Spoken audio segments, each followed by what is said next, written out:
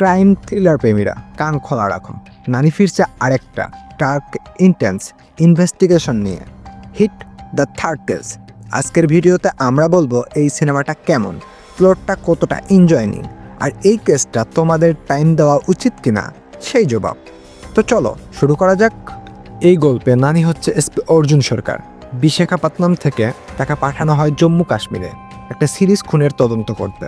বাচ্চা চুরি, নির্মম খুন আর একটার পর একটা টুইস্ট, সব মিলিয়ে এটা একটা ডার্ক ইনভেস্টিগেশন থ্রিলার। আর সবচেয়ে বড় কথা, এই কেস অর্জুনের জন্য শুধু চাকরির দায়িত্ব না, একটা পার্সোনাল মিশন। নানির অভিনয় উফ ভয়ঙ্কর ভালো। উনি ক্লাইম কিন্তু ইন্টেন্স, ভেতরের চলা চালা স্ক্রিনে ফুটে ওঠে পুরা দমে।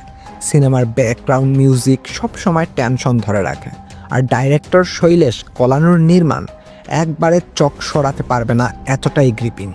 ক্যামেরার কাজ জম্মু কাশ্মীরের মোহময় পরিবেশটা দুর্দান্তভাবে তুলে ধরেছে। তবে কিছু জায়গায় মনে হবে গল্পটা একটু টেনে নিয়ে যাওয়া হয়েছে। যারা ফাস্ট পেস্ট থ্রিলার পছন্দ করো তারা হয়তো একটু বিরক্ত হবে, আর কিছু দৃশ্যে রক্তপাত একটু বেশি। তো যাদের এসব সহ্য হয় না তারা সাবধান। সব মিলিয়ে হিট দ্য থার্ড কেস একটা মিচুর, ক্রিটি আর থ্রটফুল থ্রিলার।